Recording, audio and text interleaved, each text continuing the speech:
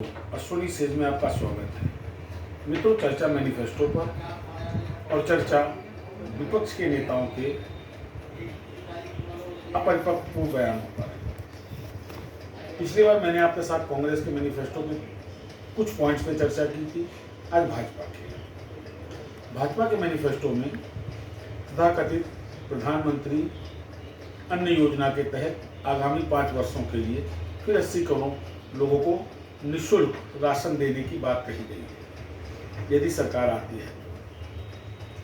मित्रों, सोचने वाली बात है कि 5 किलो राशन का निःशुल्क वितरण, क्या ये वोट खरीदने का प्रलोभन नहीं?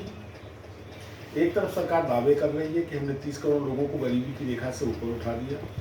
यदि आपने वास्तव में हकीकत में 30 करोड़ लोगों का उद्धार किया, उनको गरीबी रेखा से ऊपर उठा के मध्यम वर्ग की श्रेणी में लाए हैं, तो उनको राशन देने की क्या आवश्यकता? किसान निधि की बात मैनिफेस्टो में कही गई है, बट भी रही है। 6,000 रुपये साल में किसका खर्च निकलता है? क्या नीति आयोग में बैठे हुए तथाकथित अर्थशास्त्रियों को ये ज्ञात है कि 6,000 रुपये में वो अपना परिवार पाल सकते हैं, जो साल भर के लिए आदमी को खरीदने की बात कर रहे हैं? मित्रों, ये सम्मान निधि नहीं है, ये एक तरीके का प्रलोभन है वोट के लिए।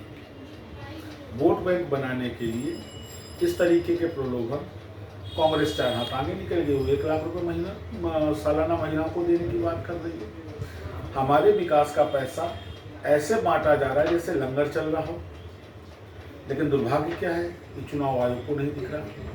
दुर्भाग्य क्या है कि हमारी जो उच्चतम न्यायपालिका है उसको तो समझना चाहिए कि this is the obligation against the vote. मैंने पिछले वीडियो में भी आपसे बात कही थी, हिंदुस्तान अकेला ऐसा देश है जहाँ खुलकर हॉर्स ट्रेडिंग होती है, लोगों की अंतरात्मा एकदम से जगती है। तथाकथित कारणों के चलते कहीं भी ओबलाइज किए गए हों तो वो अपना क्रॉस वोटिंग कर देते हैं। तो ये सारी चीज़ें कहीं ना कहीं अप्रत्यक्ष रूप से जो हमारे संवैधानिक अधिकार है, right of security and safety, हमारे वोट की सुरक्षा का अधिकार हमको भारत का संविधान देता है, ये उसकी खुली अवहेलना है, अवमानना है। हमारे वोट को खरीदा जाता है। मैनिफेस्टो में तथाकथित लुभावने वादे करते हैं और ये चीज़ दोनों ही पार्टियों पर कमोबेश लागू है। भाजपा भी अपने मैनिफेस्टो में फ्री के वितरण की बात करती है, गरीबों को निःशुल्क बिजली दी जाएगी। क्यों भाई, क्यों? आप उनसे पैसा लीजिए, अलग बात है, उनको सब्सिडाइज रेट पर दीजिए। जिस तरीके से 17 रुपये 66 पैसे देकर भाजपा सरकार आम हिंदुस्तानी नागरिक को इस बात का एहसास कराती है कि देखो ये 17 रुपये 66 पैसे की भीख आई है तुम्हारे खाते में, उस नागरिक को जो हर खरीद के ऊपर भारत सरकार को कर दे रहा है और भारत सरकार उसको इस तरीके से अपमानित कर रही है। 17 रुपये 66 पैसे की सब्सिडी गैस पे एक मजाक है मित्रों, प्रत्यक्ष अवमानना है हमारे नागरिक अधिकारों की, हमारी नागरिक गरिमा की।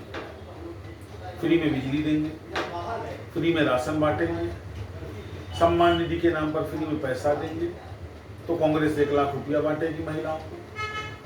क्या मित्रों, इन नीतियों पर भारत का चुनाव हो रहा है? ये सोचना पड़ेगा एक आम वोटर को। इसलिए नहीं कि मैं किसी पार्टी का सहयोग, सपोर्ट या विरोध कर रहा हूँ, इसलिए कि हमारे विकास का पैसा ये राजनीतिक पार्टियां किस तरीके, किस निर्दयता से अपने वोट बैंक के लिए दुरुपयोग करती हैं, हम इसलिए तो कर नहीं देते। हम पे एक तरफ करों का बोझ लादा जा रहा है और दूसरी तरफ हमारे ही करके पैसों से इस तरीके के फ्री बीज बांटे जा रहे हैं, निःशुल्क वितरण किया जा रहा है अपने वोट के लिए। इस तरीके के वोटों से न तो भारत का लोकतंत्र बचेगा और न भारत के मतदाता की गरिमा। ये बात चुनाव आयोग को समझनी चाहिए। ये उनका संवैधानिक दायित्व है, कर्तव्य है, देश के प्रति उनकी निष्ठा का सवाल है।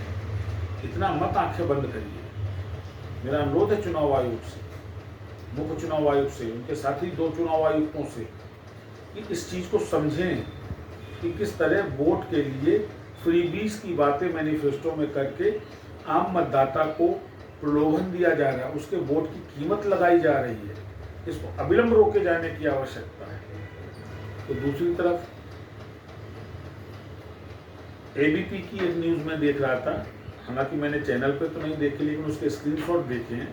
इसमें राहुल गांधी का एक बयान है कि अगर कांग्रेस सरकार बनी तो 5,000 करोड़ रुपया 50 वर्षों के लिए बिना ब्याज के वो पाकिस्तान को देने की बात कर रहे हैं। मित्रों, क्या ये मजाक नहीं लगता? क्या आपको लगता नहीं कि अपरिपक्वता की ये पराकाष्ठा है? हम उस देश को पैसा देने की बात कर रहे हैं जिसको एक बार दिया था तो आज तक उस बेल को हम सहज रहे हैं। अब 5,000 करोड़ देकर के राहुल गांधी क्या कहना चाहते हैं? इतना तुष्टीकरण नहीं होना चाहिए। ये सेक्युलरिज्म नहीं है, ये तुष्टीकरण है। ये अगेंस्ट कंट्री पॉलिसी है जिसका खुलेआम विरोध होना चाहिए। पुनः ऐसे किसी संवेदनशील मुद्दे के साथ मुलाकात करूंगा मित्रों। नमस्कार।